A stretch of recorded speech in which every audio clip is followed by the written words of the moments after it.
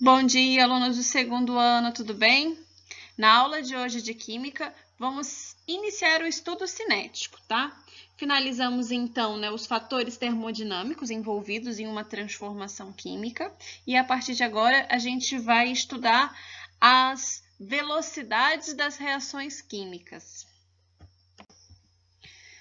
Vamos lá, pessoal? Estamos no capítulo 11 da apostila, página 33, Introdução ao Estudo Cinético. Vamos lá? Por favor, façam um acompanhamento aí na apostila. Então, a cinética é um ramo da química que estuda as velocidades das transformações químicas. E se a gente está falando de velocidade, o tempo, ocupa um papel muito fundamental nesse processo. E na aula da semana que vem, a gente vai estudar os fatores que alteram o tempo de ocorrência de uma reação, tá? E na aula de hoje, primeiro tópico, condições reacionais, ou seja, para que de fato exista uma transformação química, você precisa ter meios para que isso aconteça, tá? Por que será que duas espécies químicas reagem?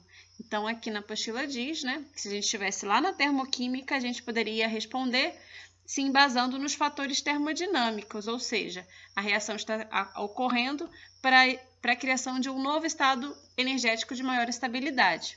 Mas na cinética química, existem 3 fatores essenciais para que uma reação ocorra, e são esses 3 fatores que a gente vai estar dialogando na aula de hoje. Afinidade química, contato entre os reagentes e energia de ativação. Então, vamos lá. O primeiro tópico, afinidade química. Nessa parte sobre afinidade química, ou seja, os reagentes eles precisam interagir, existir, uma reatividade entre eles para que eu tenha uma transformação química, tá? E na prática, a gente só vai determinar se essas duas espécies químicas apresentam afinidades reacionais se a gente colocar elas para reagir, tá?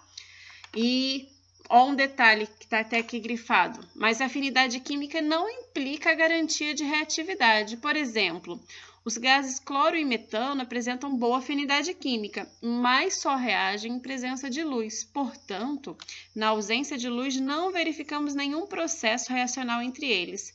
Neste caso, dizemos que é necessário um fator energético para desencadear a reação. Então, a afinidade química é muito importante, mas não garante a reatividade. Às vezes, a gente precisa de uma condição favorável de pressão, de temperatura, de luz, Verificamos o primeiro item aqui, afinidade química. Agora, contato entre os reagentes e a energia de ativação. Bem, para a formação de produto, é claro que a gente tem que interagir, ou seja, a colocar para colidir esses reagentes, tá? Então, o contato entre as substâncias reagentes é uma condição necessária para que a reação se processe, pois sem contato não há reação.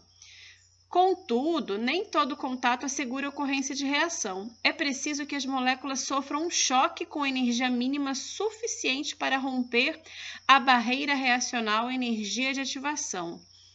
Há 2 maneiras bem aceitas para se explicar o contato entre os reagentes, tá? Então, a gente vai ver essas 2 teorias aqui, a teoria de colisões e a teoria de estado de transição. As 2 são bem próximas, dizem praticamente a mesma coisa, só que a teoria de colisões ela está relacionada aos gases, tá? No geral, elas estão aqui para explicar o conceito de energia de ativação, porque acabamos de ver que é essencial o contato entre os reagentes para que aconteça uma transformação química, ou seja, exista o choque. E dentro desse choque, quando os átomos dos reagentes se colidem ali, existe uma barreira reacional chamada energia de ativação e ela precisa atingir um patamar energético bem alto, capaz de justamente romper, quebrar essas moléculas para a formulação do produto, tá? Então, vamos ver aqui a teoria da colisão. Durante o choque, a energia cinética das moléculas que sofrem a colisão é transformada em energia potencial, mas nem toda colisão resulta na formação de produtos. Somente as colisões efetivas, isto é, com energia cinética superior à energia de ativação, resultando em novos produtos. Então, você tem que ter uma forte energia ali capaz de romper essa barreira, tá? Da energia de ativação. Então, vamos ver aqui, olha, a teoria do estado de transição que vai explicar melhor como é que acontece isso tudo, tá? Essa teoria do estado de transição também é chamada de teoria do complexo ativado. Aqui no gráfico, ó, mostra bem melhor. Na próxima imagem eu vou mostrar detalhadamente como vem a ser um gráfico de energia cinética e o que vem a ser o estado de transição. Mas, em suma, é justamente ao topo da curva, tá? Então, de acordo com essa teoria, também chamada teoria de complexo ativado, a aproximação de moléculas dos reagentes leva à formação de uma estrutura intermediária com algumas características similares às dos reagentes e outras similares às do produto.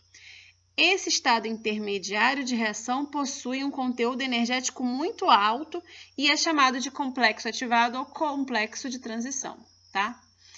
Essa teoria parte do pressuposto de que existe um equilíbrio dinâmico entre os reagentes e o complexo ativado. Isto é, pode haver retorno aos reagentes ou a decomposição formando produtos. Então, é um processo reversível. A gente pode ter tanto formação de produto como retomada ali para os reagentes, tá? Essa é a primeira parte da matéria. Então, gente, em suma, a energia de ativação é a energia mínima necessária que os reagentes devem ter para a formação do complexo ativado. Então, olha, o complexo ativado ele também pode ser representado pela letra maiúscula E, precedido do índice A. Ó, tá bem demonstrado aqui, né, que é o topo da minha curva aqui, do gráfico, tá? E conforme a gente tinha lá nos gráficos de entalpia, a gente tem aqui, olha, a energia envolvida no processo de formação dos produtos e no eixo X, o caminho da reação. Então, para eu formar os meus produtos, eu preciso quebrar essa barreira, tá? Eu preciso ter uma energia superior à energia de ativação constante aqui no complexo ativado.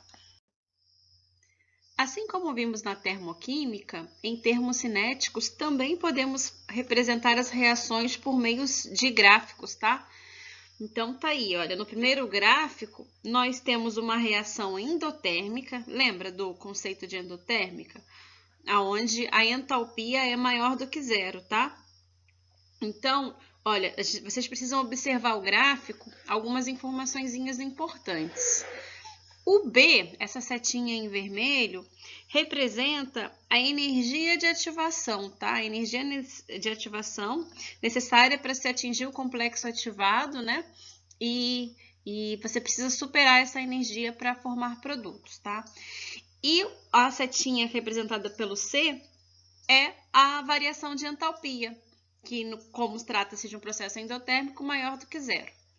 Acompanhando ali no segundo gráfico, à direita, nós temos agora uma reação exotérmica, ou seja, a variação de entalpia menor do que zero, tá? Note também que essa reação também tem um estágio intermediário, que é ali, ó, o gráfico em vermelho. Gráfico não, a setinha em vermelho, tá?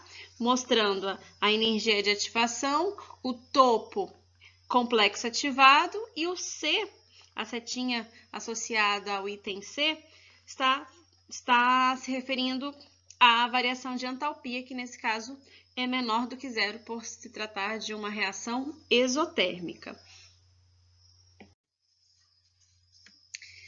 O uso de uma expressão matemática é de grande importância para o estudo da cinética química, pois nos permite fazer previsões de como se comportará o meio reacional em determinado instante de tempo.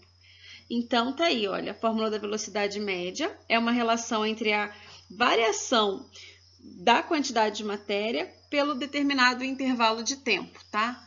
E essa quantidade de matéria pode estar expressa em números de mols, de massa, de volume, de concentração molar, tá? Tenham em mente isso. Então, por hoje é só, agradeço a participação de todos até aqui. E agora, como meta da aula, eu gostaria que vocês resolvessem os exercícios da página 36, exercício de número 1 ao 5, combinado? E aí vamos dialogando aqui no WhatsApp para tirar as dúvidas ao longo da aula. Ótimo dia de estudos e até mais!